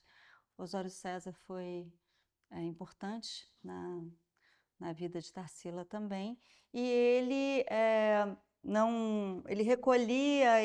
recolhia trabalhos, né, produção manual feita espontaneamente, mais ou menos espontaneamente no hospital, porque tudo indica que havia alguns ateliês, porque senão não seria possível que alguma produção fosse feita, mas é apenas no final da década de 40 que esse modo de produção dentro do Juqueri é organizado como uma escola de arte. Então, um pouco depois de Inise da Silveira e Almir Mavinier terem aberto o ateliê de pintura, que é em 1946. Né? A seção de pintura do Juqueri, ela começa, se não me engano, em 1949. Então, nesse momento aí, final da década de 1940, Mário Pedrosa, a convite de Almir Mavinier, ele começa a frequentar o ateliê, né, do Engenho de Dentro, e ele tem contato ali com artistas com problemas psiquiátricos patentes, inclusive pessoas que se encontravam já num estado de uma certa cronificação. É só a gente pensar, por exemplo, que o Fernando Diniz, ele estava internado desde os 15 anos de idade. Né? Ele tinha feito um curso técnico de desenho antes de ser internado, mas ele, como outros pacientes artistas do ateliê, tinha dificuldade de comunicação. E Fernando Diniz, não, é Rafael Domingues, justamente, que encanta Pedrosa, particularmente, numa cena que Pedrosa conta por duas ocasiões em textos dele, quando ele vai justamente fazer uma espécie de torção na ideia de expressão, dessa expressão direta, que era a que surgiria em seguida com o taxismo, e estava surgindo nos Estados Unidos, o taxismo mais na França, e nos Estados Unidos já estava surgindo, já ganharia o mundo dali a pouco, né, com o expressionismo abstrato, né, e Pedrosa faz toda uma crítica, então, a essa noção de expressão como trazer para fora o seu íntimo, né? Ele fala disso, inclusive, num dado momento, como os faniquitos mais explícitos do artista. Ele está falando de Mathieu, um artista francês que vem fazer, anos depois, já no final da década de 50, uma espécie de performance no MAM. E Pedrosa, ele encontra, então, no Engenho de Dentro, na figura de Rafael Domingues, grande artista, ao desenhar ou pintar, o modelo que ele buscava em oposição a esse modelo da expressão, digamos, pura, né? Esse modelo é dado por Rafael, segundo Pedrosa, ao, de repente, parar de brincar, ele está brincando com outras pessoas, de repente ele se aproxima do papel ou da tela, e ele empunha o pincel ou o lápis e começa a desenhar como num gesto, diz Pedrosa, vindo de longe. Como se fosse um gesto vindo de longe. E aí Pedrosa conta que, inclusive, ele pode passar o pincel ou o lápis por trás, pelas costas, para pegar com a outra mão e continuar desenhando ou pintando, né? Essa fulguração, a Noite dos Clarões, esse clarão de Rafael Domingues, que se inscreve na arte brasileira de uma maneira que vai gerar o neoconcretismo. É essa crítica à expressão que Pedrosa vai conformar, elaborar, especialmente na sua tese apresentada ali, em 51, se não me engano, logo depois para o concurso para a Escola de Belas Artes da UFRJ. Nesse texto, sobre a expressão, a gente tem esse germen, que é uma espécie de, na minha opinião, né, e aí eu tô recontando a história, né, algumas vias, alguns eixos da história da arte brasileira no século XX de uma outra maneira, né? Eu estou buscando uma via alternativa, uma via louca, literalmente, para se contar a história da arte brasileira, do modernismo às derivações do neoconcretismo, e para a gente chegar na produção atual, né, podendo pensar isso que se espalha como posição ética, para usar a expressão de Mário Pedrosa, né, redefinindo o surrealismo. Talvez a gente possa pensar hoje, repensar essa produção, talvez essa produção esteja se dando, é uma hipótese que eu lanço aqui para a gente pensar junto, numa chave que já não é mais essa de um subjetivismo no qual os temas definem um trabalho como surrealista ou não, né, a atenção a determinados temas, para passar para uma ideia não de léxico, tipo sonho, loucura, sonho, loucura, erotismo e qual é o outro? Alteridade. Alteridade, justamente, mas alteridade já não é um tema tão claramente, mas enfim, para a gente passar desse tipo de tema como sonho, erotismo e loucura para não um léxico de temas, mas sim uma gramática. Eu acho que o surrealismo, bom, Oswald de Andrade já falava na língua surrealista, que seria a nossa antes do surrealismo francês. Eu acho que talvez a gente possa pensar numa sintaxe que eu vou propor que a gente pense como uma sintaxe idiopolítica. Eu estou usando o elemento de composição idios, né, grego, que significa próprio, próprio a alguém, particular, singular a alguém. Se dizia, inclusive, na Grécia Antiga, idiota, não tinha nenhuma conotação capacitista, nem era um xingamento, mas o termo se referia a pessoas que escolhiam não estar na vida pública ou estavam em determinada situação como pessoa privada e recusando participar da polis politicamente, da negociação coletiva. Tá? Então, ídios indica essa singularidade, eu queria propor, que numa via surrealista, no sentido ampliado que eu estou propondo, se conjugaria e permitiria uma política da singularidade. Se trataria nessa perspectiva, então, e eu já estou terminando, de pensar o surrealismo, sim, como uma revolução, entre aspas, né, no sentido de uma ação política, especialmente. Na medida em que o surrealismo põe em questão a própria realidade, a quebra, em alguma medida, Breton fala no pouco de realidade, o nosso pouco de realidade. E ao questionar a realidade, não é à toa que os surrealistas se interessam tanto pelo delírio, pela loucura, né, justamente nessa direção de uma busca de potências outras de representação, que são potências de transformação da realidade. De fato, não se trata de um desvio, voltar-se contra a realidade em prol de um mundo interior, mas se trata muito claramente, já em Breton, já no primeiro manifesto do surrealismo, em 1924, quando ele define o surrealismo, ele define a surrealidade, a gente já vê que se trata, assim como anos depois isso vai incidir, com outras palavras, no manifesto escrito com Trotsky, se trata de potências singulares capazes de combater uma realidade opressora, uma realidade que não é satisfatória.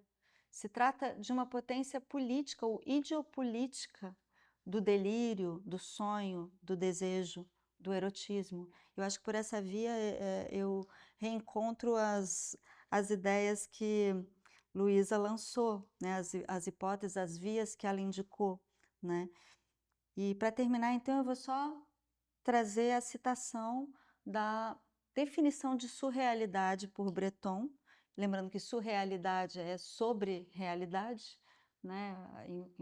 O elemento de composição sobre em francês é sur, então surrealité, ou surrealismo, é sobre realidade, sobre realismo, é essa ideia de algo que vai além da realidade, e Breton a define da seguinte maneira: eu creio que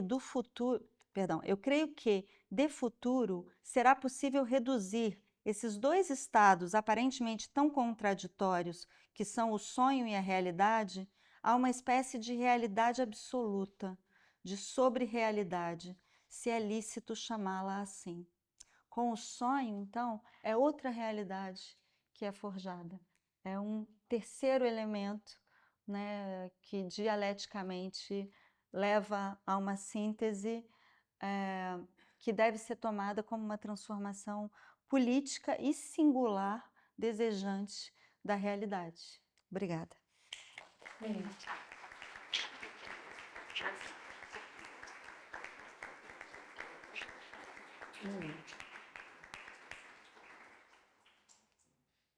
Nossa, tem muito pano para manga para a gente. A gente tem cerca de uns 20 minutos só a mais para ficar aqui conversando um pouco, ouvindo vocês. Se vocês tiverem perguntas, obviamente. Me ocorrem algumas anotações, acho que o Pedro também. A gente preparou algumas aqui, né, Pedro? Na verdade, poucas, né? Para fazer para eles. Mas o Pedro pode começar. É uma questão que eu acho que vocês trouxeram, que eu acho que a gente já tinha pensado em perguntar, assim, que eu acho que surgiu na fala do Leonardo, sobre essa relação entre o estranho e familiar, que é muito do campo da antropologia, né, que a antropologia clássica, ela tentava, de alguma forma, tornar o estranho familiar, né, e a antropologia urbana, era o contrário, né? Tornar estranho aquilo que já era familiar, né? Dentro das cidades e tal. E é um campo que eu acho que são termos muito caros à psicanálise, né? O estranho e o familiar. É, queria perguntar se vocês pudessem um pouco falar sobre isso, não sei como desenrolar. Isso acho que no surrealismo também era essa coisa de estranhar a realidade, o tema do estrangeiro, já que a gente está numa sala, até uma época, acho que esse texto do Freud era traduzido por o estrangeiro, né? O estranho familiar. Enfim, queria que vocês falassem um pouco sobre isso, se não sei quem quer começar. Quer falar? Quer começar? Olá, mas eu acho que você também, de certa forma, já respondeu, porque exatamente, né, na antropologia urbana teria essa questão, né, de tentar desnaturalizar. Quando você traz a antropologia, né, para um contexto que é próximo, né, ao observador, porque se justamente nos primórdios da antropologia você tinha essa distância geográfica, né, então você tentaria entender questões que não eram inteligíveis, na antropologia urbana você vai fazer, né, o Gilberto Velho vai falar bastante sobre isso, né, tem um texto dele famoso, justamente de como desnaturalizar o cotidiano, de estranhar. Ele vai estudar, por exemplo, o próprio condomínio, como coisas que você passa e não percebe, de repente você começa a buscar estranhar, o estranhamento naquilo. Que é uma operação super surrealista também. Essas fotografias, né, surrealistas, que às vezes de detalhes, coisas que geralmente não eram. Desapercebidos, né? Passavam de alguma forma, né? E eu acho que a psicanálise também, de alguma forma, né? Breton tem duas citações que eu acho que nos ajudam a pensar isso, pelo menos, porque na verdade ele falava disso o tempo todo. Mas queria trazer duas. Uma que ele diz assim: o olho existe em estado selvagem. E a segunda é: o olho não está aberto enquanto se limita ao papel passivo de espelho. Então, o olho não espelho, né? Um olho que não faça apenas refletir o que está diante dele, né? É curioso porque, de fato, assim, Freud escreve um texto que se chama O Estranho Familiar, ou O Estranho, ou O Incômodo, ou O Infamiliar. O incômodo e o infamiliar são duas propostas de tradução recente para o português, recentes, ambas para o português, tá? O termo em alemão é bem surrealista, na verdade, porque é um termo, um heimlich, que quer dizer ao mesmo tempo familiar e estranho em alemão, né? O termo já implica essa passagem, essa oscilação entre os dois polos, e Freud o publica em 1919. Em 1921, Breton vai visitar Freud em Viena. Breton tem 22 anos, se não me engano, né? Ele está ligado ao movimento dadaísta, né? Tristan Tzara está em Paris. Ele vai visitar Freud empolgadíssimo depois de ter lido alguns textos de Freud, especialmente a interpretação dos sonhos, né? Breton era também, ele foi estudante de psiquiatria, né? Então ele na Primeira Guerra, ele serviu em hospitais de campanha e ele conta que um encontro com uma pessoa em delírio o marcou muito nesse momento. Breton vai visitar seu ídolo Freud. Freud era um homem, né, bem mais velho, nessa altura já estava com, sei lá, quase 60 anos, 60 anos talvez, 60 e poucos anos. E o recebe sem nenhum entusiasmo. No final, dá uns tapinhas nas costas e diz que bom a gente poder contar com os jovens. E Breton sai muito decepcionado, né? Então, tem um estranhamento também entre a psicanálise e o surrealismo. A relação entre ambos é muito rica, muito interessante. Eu trabalhei isso no meu primeiro livrinho, na verdade, de 2002, que se chama Arte e Psicanálise, que saiu pela coleção Passo a Passo, da Jorge Zahar. Nesse livrinho eu apresento essas relações por essa via assim de um estranhamento entre ambas também, porque, por exemplo, isso é importante também que a gente rapidamente sublinhe, né? Breton dizia, ele se interessa pelo sonho, pois bem, ele faz um questionário para as pessoas perguntando se elas acreditam e como elas acreditariam que o sonho pode mudar a vida, né? mudar o mundo, mudar a vida. Ele, de fato, em vários escritos, ele conta seu sonho como algo que vem resolver um problema que ele está vivendo na vigília. Ele pergunta: quando teremos lógicos e filósofos dormentes? Né? Enquanto que, para Freud, o sonho não é passível de instrumentalização, por exemplo, né? Agora, eu não sei quando Breton, eu teria que pesquisar, é uma informação interessante, importante, pertinente, quando Breton leu esse texto de Freud de 1919, porque Breton não lia alemão. E os textos de Freud eram muito pouco traduzidos, inclusive começaram a ser traduzidos e publicados na França nas revistas surrealistas. A psicanálise entra na França via surrealismo. Então é muito mais interessante do que uma relação unívoca que o surrealismo vai tomar, né, vai buscar tomar a água da fonte da psicanálise. Inclusive, Jacques Lacan é profundamente influenciado pelo surrealismo. A sua teoria, ela traz marcas muito fortes do surrealismo, né? Enfim, não sei se eu respondi exatamente, mas eu tentei comentar. Só fazer mais um comentário. Eu acho que na etnografia contemporânea, pelo menos em alguma delas, existe um procedimento que, na verdade, é exatamente esse de tornar algo que, à primeira vista, seria familiar, cada vez mais estranho. E aí o livro da Marisol de la Cadena, por exemplo, que eu citei, que eu acabei de ler, eu gostei muito, acho que ela faz isso várias vezes. Ela faz em diálogo com não sei se posso chamar de um conceito, mas, digamos assim, muito importante do Eduardo Vieira de Castro, que é o da equivocação controlada, né? Se a gente está falando de uma tradução entre universos diferentes, não é possível você fazer uma tradução exata, né? Você vai tentar, de certa forma, controlar os equívocos que surgem desse encontro. E a Marisol vai fazer isso várias vezes, e é algo que num primeiro momento está resolvido, ela vai começar a desdobrar e tornar aquilo completamente estranho. Ela tem várias histórias, né, que são capítulos.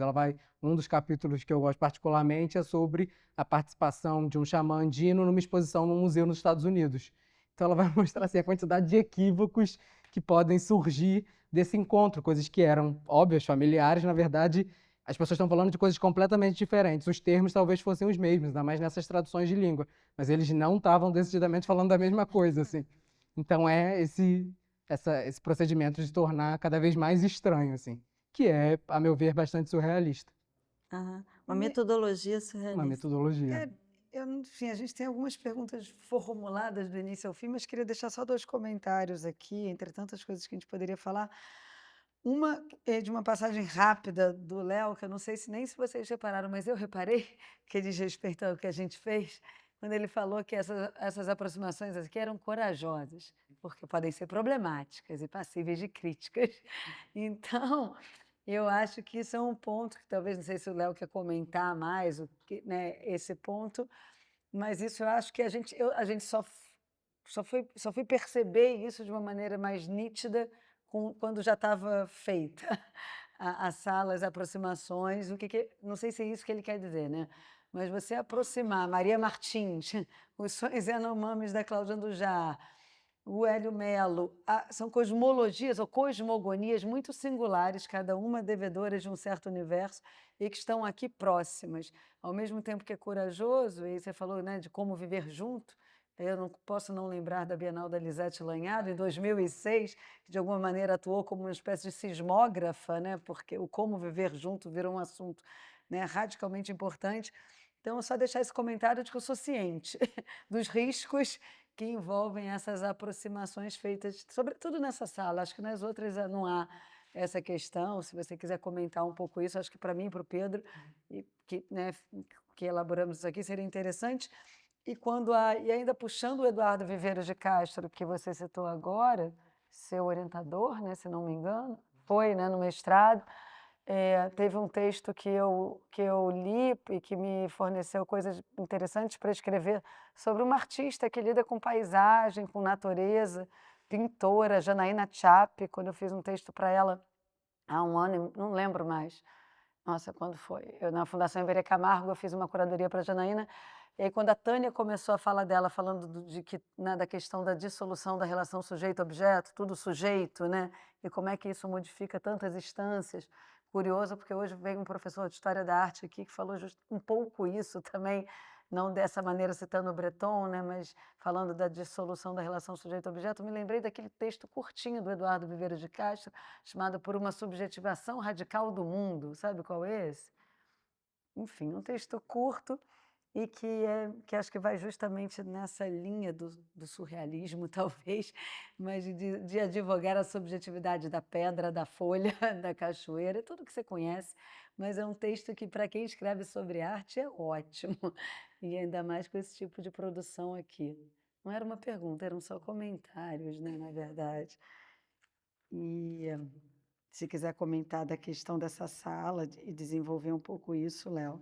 Não, mas quando eu falei a questão da coragem, não era nada especificamente para essa exposição, não é? Porque toda aproximação desse tipo né, pode ser alvo de críticas. Eu, de uma certa forma, sou muito favorável às junções, às justaposições, coisa que a antropologia não é muito, assim, né? Então, eu talvez não fosse a pessoa que seria um crítico desse tipo de aproximação. Mas na história da antropologia a gente vai ver muitas vezes. Alguém como Lévi-Strauss, por exemplo, né, ele fala muito rapidinho numa passagem da Saudade do Brasil que ele via com bons olhos assim, né, a questão mais estética das aproximações como uma porta de entrada a universos que talvez a pessoa não teria acesso. Mas na história da antropologia isso costuma ser mal visto, né? Tem ali muitos embates. Vocês tem alguma pergunta a ser feita para os nossos convidados? Quer mais alguma dessa daqui, Pedro? Ninguém quer perguntar nada. Vamos, gente. Ninguém é. Um comentário, alguém nada? alguma Ulisses Carreiro? questão. Eu me furtei. Eu gostei muito de quando o Tânia trouxe, eu estava fazendo um laço aqui, a ideia de um estranhamento que se apresenta nas coisas. Né? Acho que é uma ideia tão bonita para a gente que gosta de arte. Isso me fez pensar o que ela estava falando quando citou a revista Document, porque é claro que as aproximações são corajosas, mas ao mesmo tempo tem um certo respeito com uma certa ética surrealista, porque na revista você passava de uma máscara que ali era lida como primitiva ou primitivista, e logo depois você viu um retrato de um dedão do pé, né? Aquilo que é assim, algo mais humano e prosaico do que lidar com o próprio dedão, e é o corpo no seu estranhamento, ele quase parece uma tela de cinema, com aquela unha que tudo pode se ver, né? Lembra o desenho da Júlia Gallo aqui de baixo, isso. Está lá no pé. Então era mais isso que eu achei que essa... Claro que é uma coragem, mas me parece também que isso, num projeto como esse, não é nem só gratuito nem gostoso, né? Me parece também repercutir um pouco essa ideia dos ecos reais com uma literalidade, assim, que eu... Não, sim, bom, lembrar essas passagens da Documã é muito interessante mesmo, né, esses choques ali. Uma coisa que eu lembrei agora também, que talvez faça sentido para um pouco do que a Tânia propôs, de uma releitura do surrealismo, entender por outra chave, né? Não sei se faz sentido ecoar isso ou não, mas algo que aconteceu ao longo do processo dessa exposição, né, quando a gente foi... Você falou da Documã, né? Como eu comentei, acho que com ambos, antes de começar a fala, um artista que está presente aqui, o Volterso Caldas, ele é um dos maiores colecionadores, provavelmente, acho que você se fala assim, de primeiras edições, de edições raras do surrealismo, os maiores colecionadores do mundo mesmo. E no período de pesquisa para essa exposição, eu fui até a casa do Volterso para ir para a biblioteca dele só para folhear essas raridades. E o convidei imediatamente para fazer parte dessa exposição e ele escolheu o trabalho. Não, é esse, não é? Era só um convite, eu não estava ali de querendo, né? Sei como é que funciona nesses casos e eu fiquei feliz porque, eu não sei se foi com quem que eu comentei hoje, com a Tânia, com o Léo, que a gente estava vendo ali a obra, e é uma obra, enfim, muito que é aquele objeto parado chamado, é uma escultura típica do Valtércio, né? Minimalista, asséptica, né? Seca, com a introdução da pequena caveira, lembram? Que está ali no térreo, ali, né? Nessa contraposição, né? Nesse choque, né? Do orgânico, do figurado, da remissão à morte da caveira, mas com aquilo ali que parece que é atemporal, né? Que não tem, o tempo não passa para aquela matéria que suporta a caveira, né? E, o Valtércio, primeiro chegando na casa dele, Luiz, olha, surrealismo não é tanto um movimento, não é tanto um estilo de época, não é tanto um estilo literário, era antes de tudo uma atividade espiritual. Isso bate com a coisa da sensibilidade moderna, né?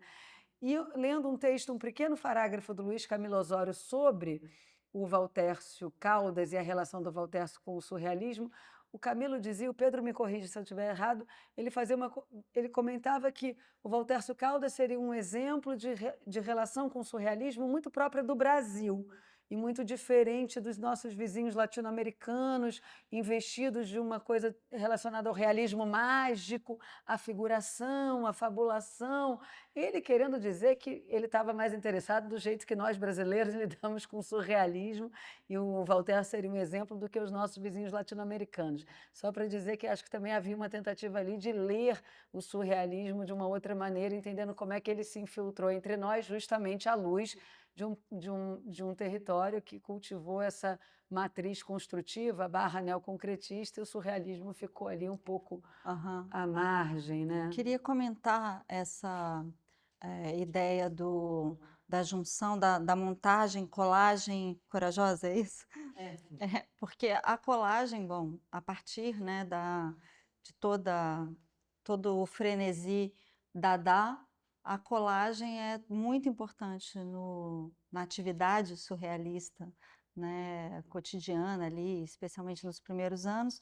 Cadáver exquis, que é essa prática, né, que cada pessoa escreve ou desenha uma coisa e uma outra pessoa continua sem ter visto o que a primeira fez, esse tipo de jogo que conjuga, né, um encontro entre pessoas, mas a imagem surrealista, ela encontra uma definição poética, né, que Breton traz de Lautréamont, que é a ideia de um ferro de passar que encontra um guarda-chuva numa mesa de dissecação.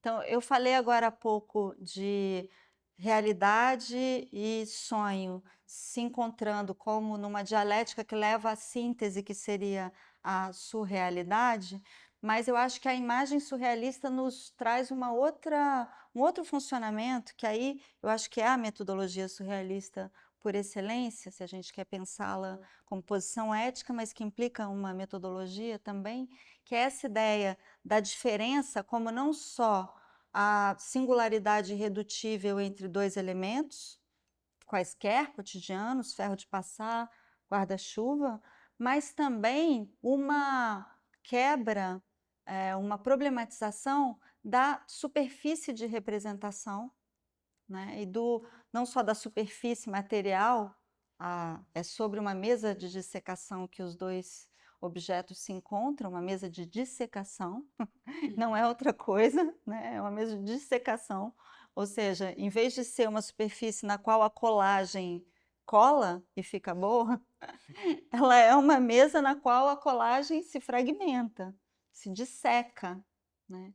Então, se trata de uma metodologia de fragmentação e recombinação constante, né? Uma metodologia do estranhamento nesse sentido, não só do estranho no sentido da alteridade ou do descentramento do eu, que faz com que eu me estranhe, mas me parece como um estranhamento que é uma metodologia de lida com o mundo e com si próprio, si própria e outrem, né? É uma espécie de receita de bolo para um bolo que nunca vai ficar pronto, nunca vai dar certo, mas que pode ser considerado sim um programa político que não é o do espelho, né? Que é o olho que não confirma o espelho, né? A política pensada como uma fragmentação que é diferença se repetindo, se recolocando. Então, de fato, é muito bom que haja conflito nesse sentido, que seja corajoso, né? Seria fiel ao ideário e à metodologia surrealista, talvez. Tem tempo de fazer só mais um comentário rapidinho? Tem. Acho que um outro tema também que é legal de tratar, a gente falei muito sobre alteridade, muito nessa relação entre culturas distintas, povos distintos, mas também tem aqui nessa sala algo que é importante tratar de alteridades e de quebra de fronteiras também entre o humano, o não humano, o animal, o vegetal, que eu acho que é algo importante. E eu queria só ler uma citação do Nestor Perlong, que eu pulei, né, nesse medo de se alongar demais, de ser chato, aí fui pulando tudo. A gente escreve muito com medo de não ter o que falar e na hora vai pulando tudo. Mas eu acho que é uma citação muito bonita, que eu gosto bastante e que eu acho que tem tudo a ver com a exposição. O Nestor Perlong falando sobre a experiência do êxtase. Ele vai dizer assim: a experiência do êxtase vai mais além da experiência da sexualidade, ou seja, é mais intensa. Bataille dizia que era uma forma de saída da mônada individual. Haveria uma continuidade essencial entre os seres, uma continuidade que a individualização própria da civilização rompe, e assim, cada um ficaria isolado numa mônada individual. Uma maneira de restaurar a continuidade seria o erotismo dos corpos, tal qual se resolve na orgia, onde se rompem os limites do eu, misturam-se uns com os outros. Um erotismo frágil, segundo Bataille, porque a ruptura da mônada individualizante não é firme, o egoísmo se restaura rapidamente. Outra maneira é o erotismo dos corações, um caminho sentimental, que tem relação com o enamoramento. Aqui, a ruptura é um pouco mais sólida. E outra seria o sagrado, onde a saída de si se produz com um sentimento de união cósmica, de harmonia com as coisas, que é um dos sentimentos que acompanham o êxtase. É maravilhoso. O Bataille acompanhou muitas nossas pesquisas, enfim, não por acaso o Tunga é o artista com mais obras nessa exposição. O Tunga talvez tenha sido o artista contemporâneo brasileiro que mais guarda relações com a herança surrealista e obviamente, com quem eu tive uma grande proximidade, pude pesquisar, enfim. Então, e para pensar os desenhos do Tunga, o Bataille é fundamental.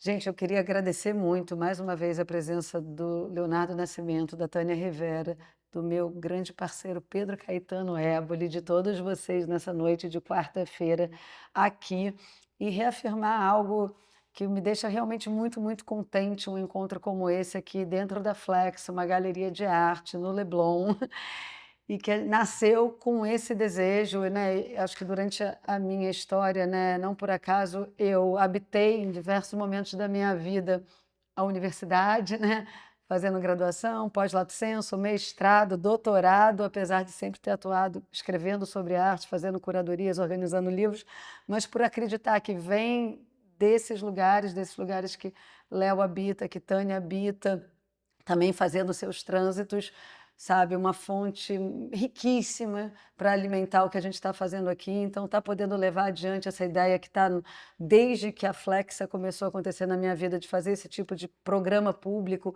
com esse tipo de troca, de fala, era algo muito importante, é muito importante. Então, eu fico muito contente de estar realizando isso uma vez mais aqui, entendendo que tudo vai ficar disponível no YouTube, online, para ser visitado por quem não estava aqui hoje entre nós. Então, muito obrigada uma vez mais e boa noite. Peraí, tem uma pergunta. Esse projeto vai para alguma edição, um catálogo? Ótima colocação, muito obrigada. Essa não é a última fala pública, faremos outra em outubro, antes da exposição se encerrar. Então, saibam, vai ser noticiado nas nossas redes, e o catálogo está em gráfica hoje. E já teremos um catálogo com todos os textos, vistas da exposição, imagens, para que a gente possa, muito obrigada, enfim, deixar essa memória dessa exposição, e vai estar disponível aqui na Flex a partir de outubro o catálogo e essa conversa no YouTube. Obrigada, gente.